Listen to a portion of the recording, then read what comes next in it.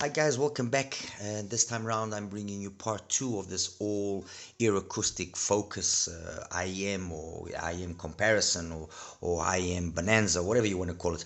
This time around, I'm focusing on three models: the VSA Max, the VSA V1, and the Zephyr, which is this one here, which is their budget. Well, the cheapest IEM they have. Which is a collaboration. This is also the only one that uses well, not the only one, but this is their only single dynamic using a 10mm driver. The rest of their IEMs all use an 11.4mm driver, and what changes is it's a titanium diaphragm, it's a graphene diaphragm, is it a metal shell, is it a resin shell, and those nuances then ultimately dictate how the sound of the IEM is going to be. In terms of price, we're talking here for the VSA Max $149, for the V1 $99. These four models which I reviewed, but I'm going to obviously be talking about them, which is the high-end Max, which is $289, the high end, which is $149, and then we've got here the Pro Max, which is $219, and the Pro, which is $99. So there's a wide range of values here, a wide range of prices. But there's also a lot of commonality here. One of the common things is each one of these IEMs, be it the $99 one or the $289 IEM, they always use a very nice cable. The additional thing here on the VSA is that cable has now become a exchangeable termination cable of 4.4 and a 3.5, so that's nice. The other thing that they always use is the same style of case. I like the fact that they've used a different color scheme here for the VSA models. I would have liked that also to have been the case here for the high end and for the Pro. It would have been nice for them to, for the, let's say the better ones, use a silver case, and then for the lower tier models maybe a silver with another color, and so just kind of make there be some differentiation between them. As for the Zephyr, it brings Zephyr Zephyr. It brings this soft case here, which is okay. It's not bad. I mean, considering it's $19, I guess you can't really complain. Anyway, as I was saying, every single one of EarAcoustic's IEMs in the single DD fashion or dual DD, their focus, and it's something which, as I've become more and more acquainted with their models and listen to them more and so on and so forth, every single one of them has something which is very very evident. They are about being musical. They are all about being bold, entertaining, fun to listen to, and they're not worried about being the ultimate in terms of correction. That these are not IEMs where the focus has been to be the most neutral style of presentation.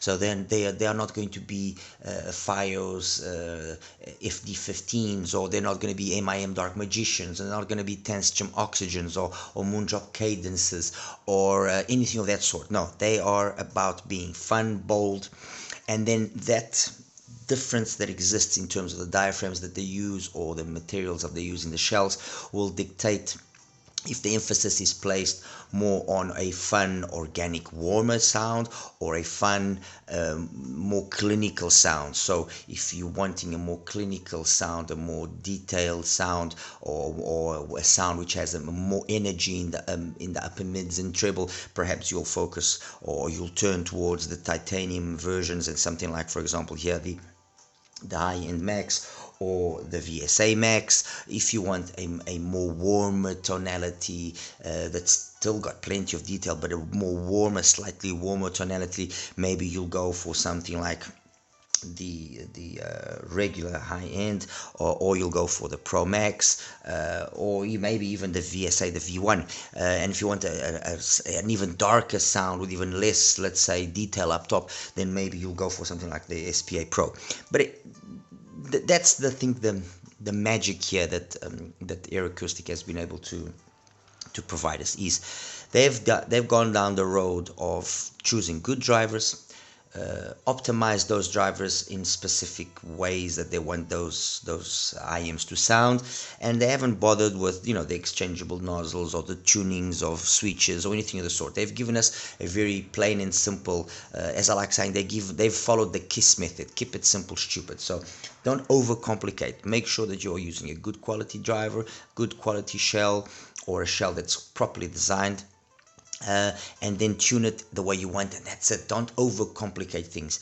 Coupled to that, they've given on all these models here, the SPA series and the VSA series, they've given us a good level of overall accessories. The only area that I would have liked to see some improvement as well would be on the tips. As you can see, I'm using always the KB Euro 7 tips. These are the tips that for me particularly work the best. I also tried them out, for example, with the Venus Velvet, and they worked phenomenally well. I just find that the stock tips of the EarAcoustic, they are way too soft, and by being way too soft, and the IMs being IMs with a relative weight to them, which is maybe a little bit more than the usual, and having as well a larger than usual shape, it needs to have a secure fit in the ear. It needs to fit in a way that it doesn't break seal, and by breaking seal, then obviously you're going to start losing bass, and it just goes downhill from there. So I think a tougher tip like the KB Euro 7, something a little bit harder in terms of the external part of the tip, would be welcomed. I mean, like I said, the stock tips, they're not, it's not that they don't sound bad, because I get basically the same measurements that I get with the KB ears. It's just that I move the cable a little bit, it breaks seal, so it's a little bit harder to maintain the integrity of the sound without being worried, constantly readjusting the IM and everything of the sort. Anyway, oops, my god. Oh my god, my apologies. My apologies. Anyway, just jumping into it now straight away, and so I don't keep you here for hours. The first IM that I reviewed from EarAcoustic was the IM Max. Obviously, $289 was you know, it's a pricey IM. It's going to be entering a segment where you have then the more, let's say, the more audiophile tuned IMs and being present, you know, with all that neutrality and no emphasis on the bass, and no bleeding here and there. The high-end Max entered that territory, and you know, it obviously is an IM that if you are a person that wants the correctness, then the reality is just very simple. Just, I mean, it's not that this cannot sound correct. For me, it sounds correct, but it's let's call it, the EarAcoustic IMs have all got a degree of colored touch to them. So when you're comparing something like a high-end Max, and I'm comparing it to something like, for example, the Tanstrom Origin, for the sake of argument, that will be an IM which is more docile in terms of the bass, and more correct and more balanced, and everything is more, it's smoothed out.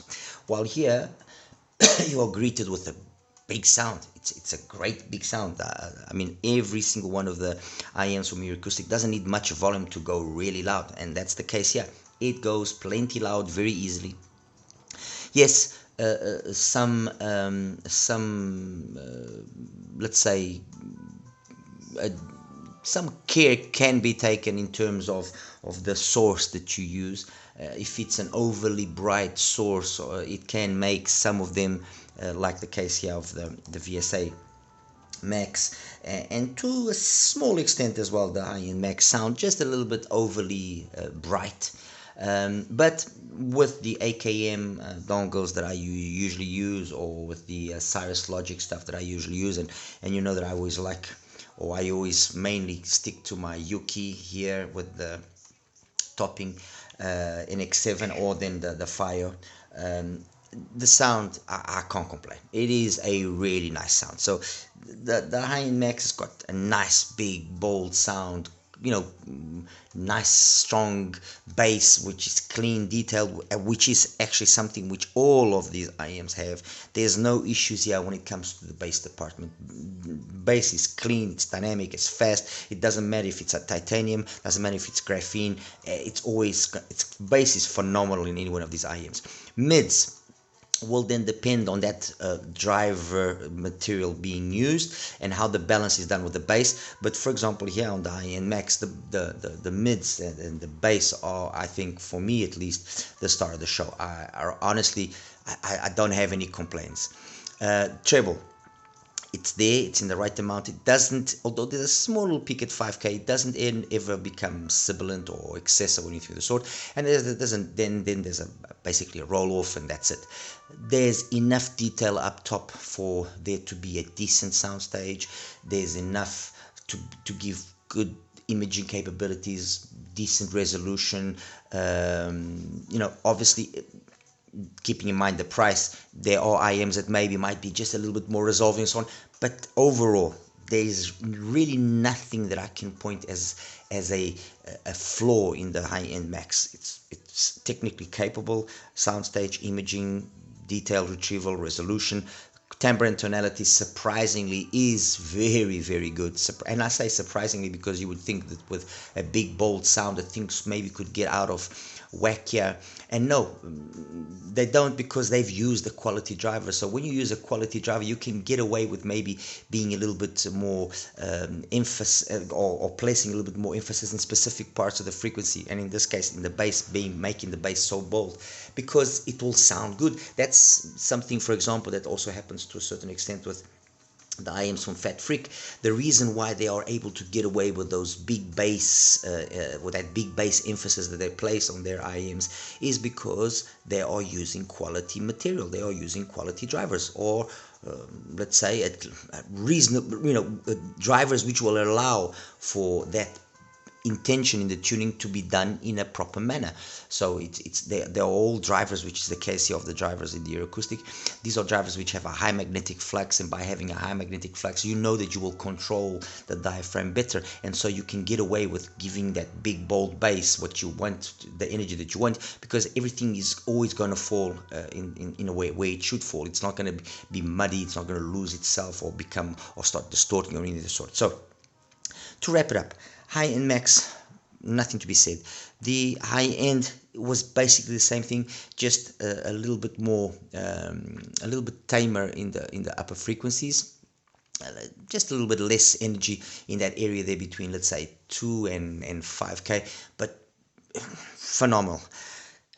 When you consider the price, 289 and 149, I have to be honest, the 149 is of the regular high end is the one that makes, for me at least, more sense. The price, the accessories, everything, just it's more matched with what this offers. I think, and I've said it before when I did the initial review of the high-end Max, I think that if the high-end Max had been closer to the $200 price point, so something along the lines of the Pro Max, which is $219, for example, I think that this could have been substantially more successful, honestly, because it is a really good sounding IM, that's the truth. So these two, phenomenal.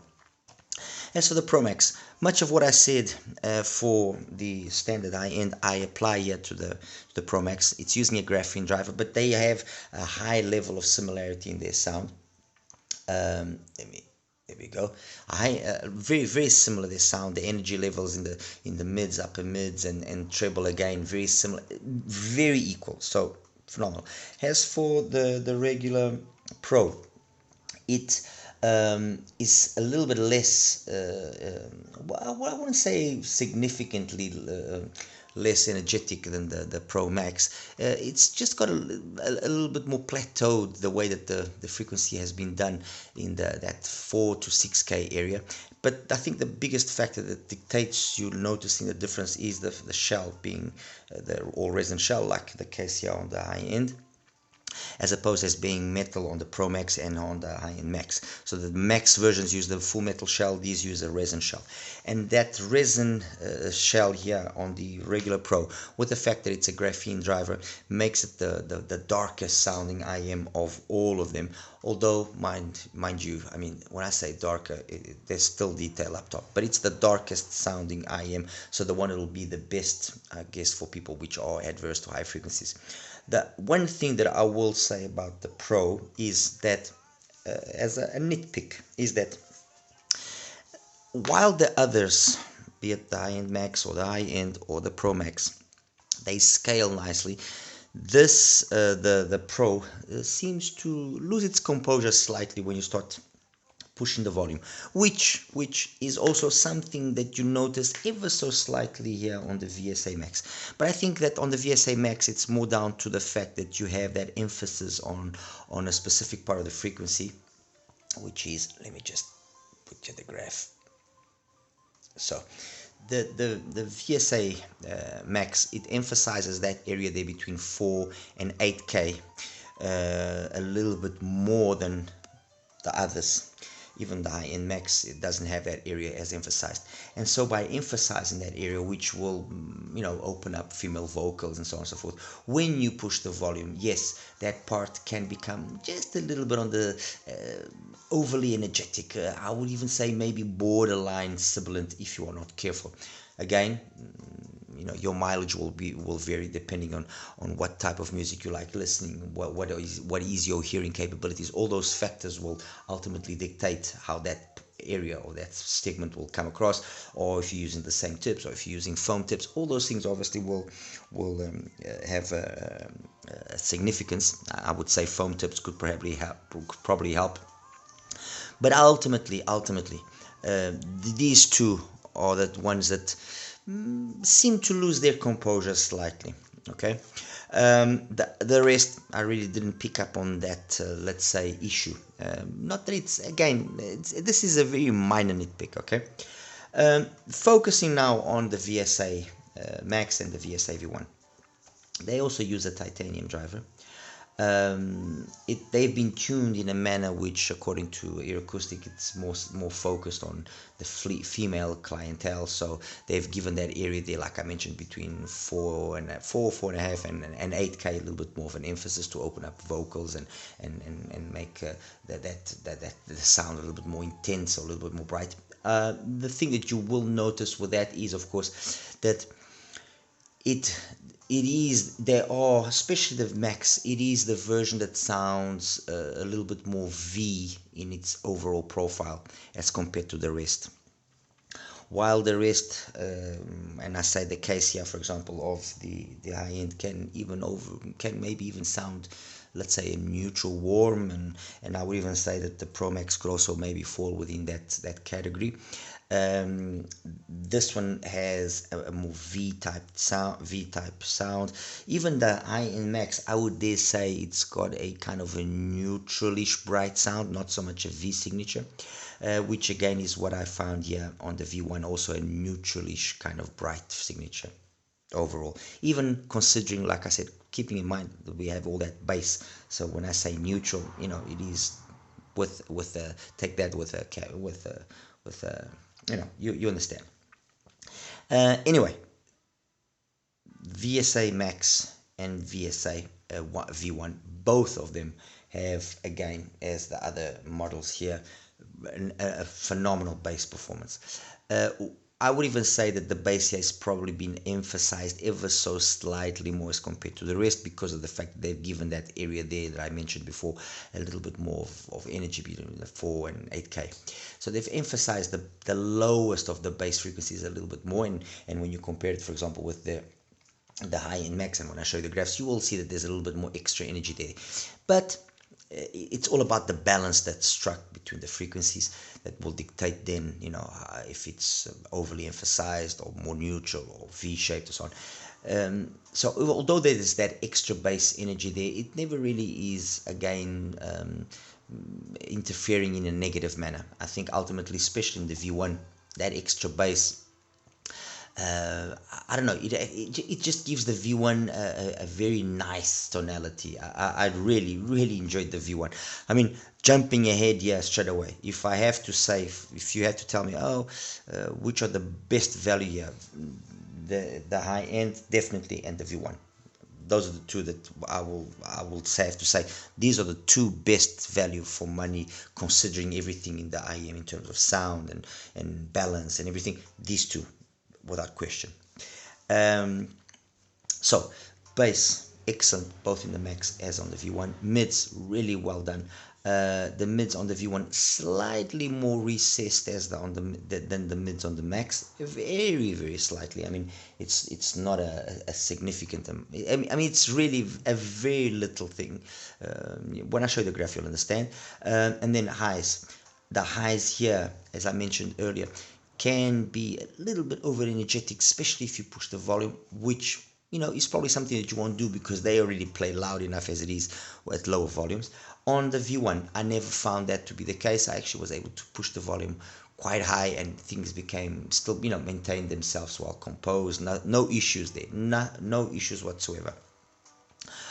Technically, both are, again, very capable. Soundstage, imaging, detailed retrieval, very decent. A little bit better detailed retrieval on the Max as compared to the V1, but I mean, it's a minor thing.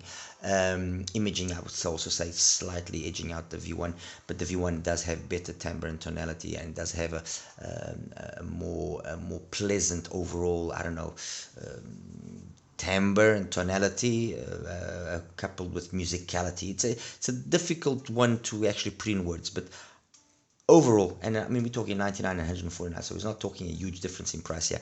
But what I find here on the VSA is something that I've also found here on the high ends and on the pros, which is they've taken the driver and they've given it an implementation which is a little bit more intense or brighter sounding, and a more modest, more relaxed presentation. The same thing happens here in the high-end Max, a little bit more brighter sounding. On the high end, a little bit more relaxed. On the Pro, again, a little bit more brighter sounding. On the Pro Max, sorry, on the Pro, a little bit more relaxed. And it's this which then enables us to then decide: do I like a more detailed sound? Am I a sucker for detailed retrieval and all the twinklies and sparklies and all that kind of stuff? Then you'll go for the brighter sounding ones, if you want to put it that way. Do I like a more organic, more musical presentation, which doesn't focus as much on the ultimate twinkle and sparkle? Then you go for the regular versions. Let's put it that way. Ultimately, unless you have the opportunity to try them out, then it's going to be difficult for me to now sit here and tell you, no, get this one or get that one. What I will say, after having presented things in this manner, is the safer options will always be the cheaper ones. Okay, let's keep it at this, so as to not overcomplicate. There is something that I also want to talk about here on the shell of the VSA Max, which is a nice, I like this unusual finish they've given the shell. It's a very cool finish.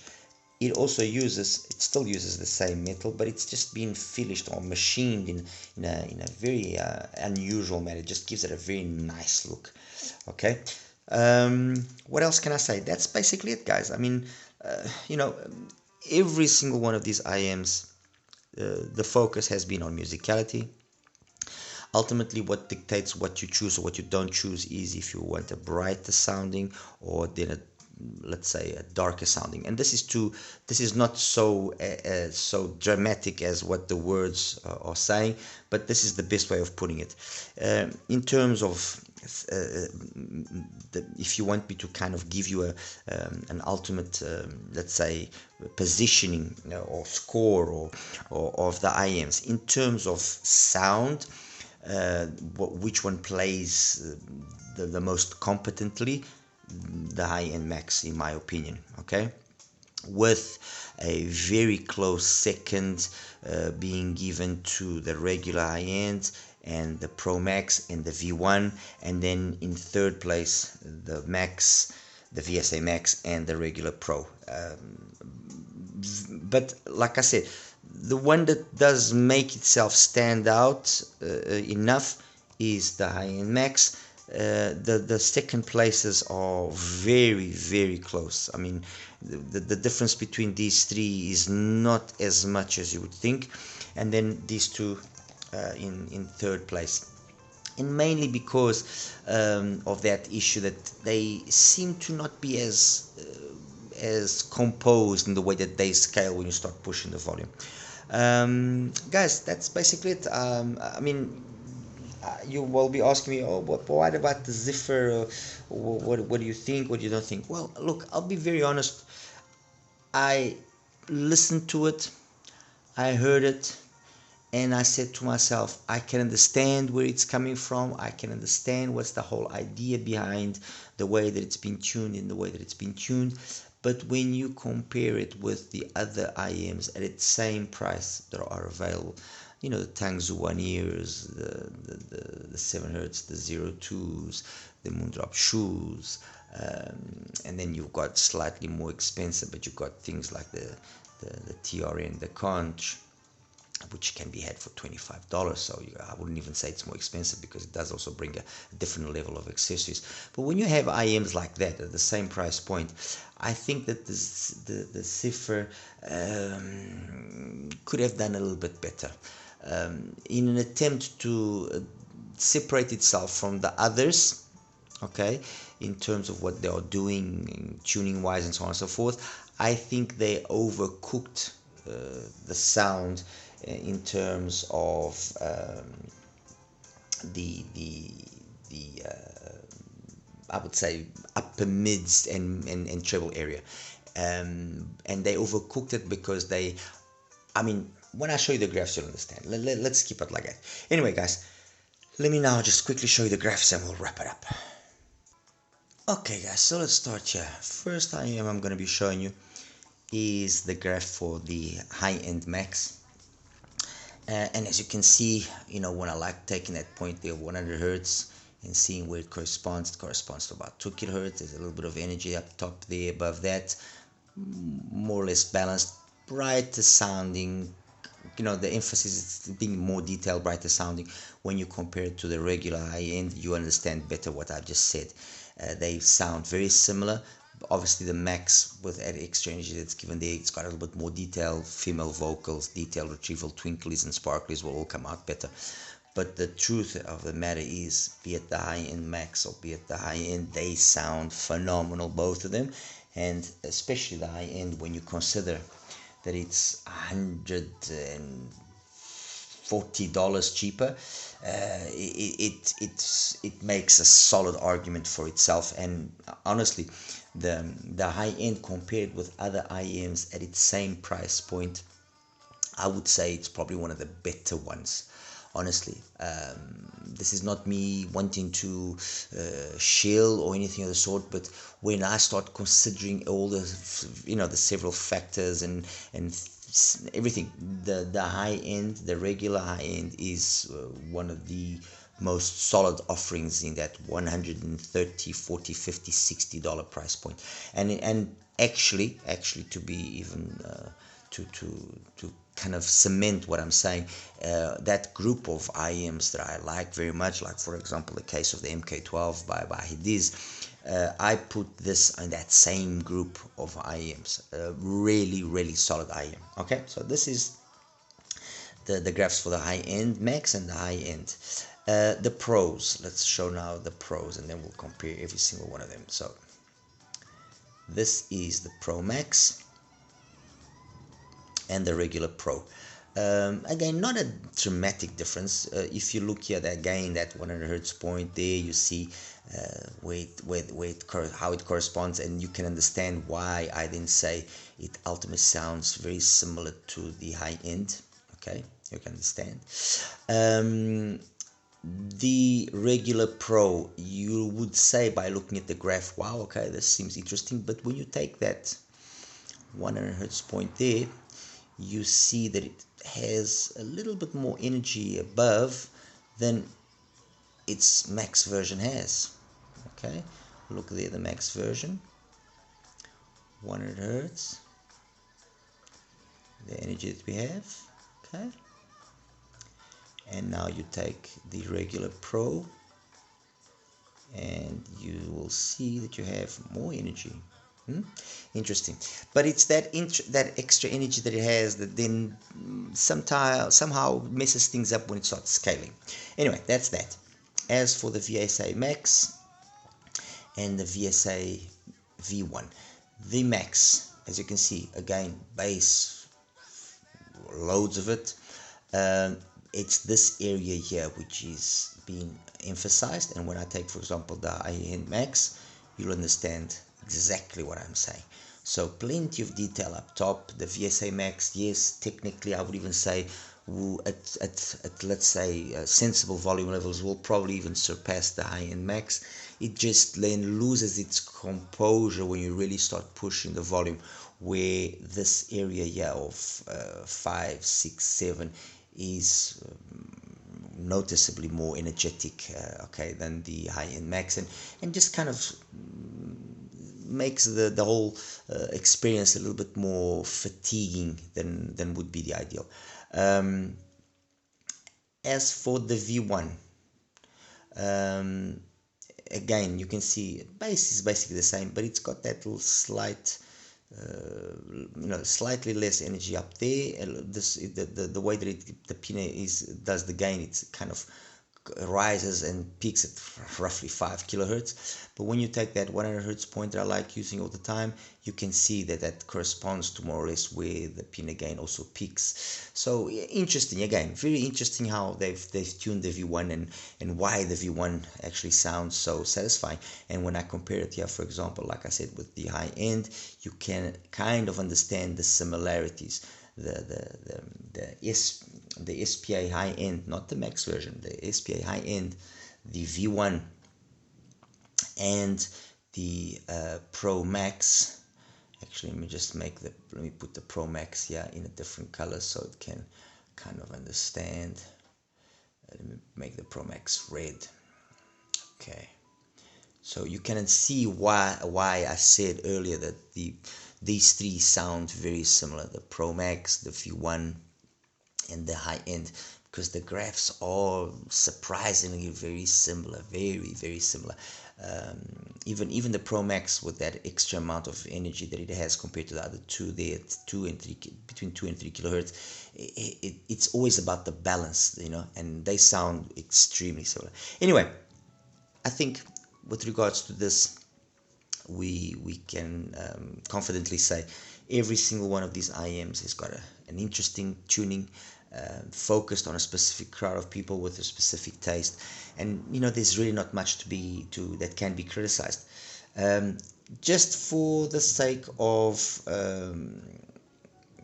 showing it, the Zephyr. This is the graph of the Zephyr, and the biggest problem here is take the 100 hertz point, see where it corresponds, 1.5, and if at least this energy here was lower, a little bit more controlled, then maybe you could say, okay, the balance that struck is interesting, fine. But no, this energy here is excessive in my opinion. At lower volumes, okay, I guess you can say that it sounds interesting, sounds okay. But the moment you start pushing the volume, it just no. I'm sorry, but it's I'm sure there will be people that will appreciate this tuning, that will understand and will enjoy the way that the Zephyr is tuned. I just feel that contrary to the other IEMs that I've tested from EarAcoustic, and I've shown my satisfaction with them and how they sound and everything, the Zephyr, I think they should have done a little bit more work yet to make it sound just a little bit extra more, let's say, like the others, for the sake of argument. I can understand that they want to be different. I can understand that they want to make themselves stand out. But in this case, maybe having been a little bit more like the rest could have been a wiser option. They've got some interesting color options with regards to that specific model. They look the part. They look very nice. Nothing to be said there. Just that the tuning, for me at least, in my opinion, and I'm sure other people will also share the same opinion, is not the best. Guys, as always, like and subscribe. Any questions, please feel free to ask me. You take care now. Bye bye.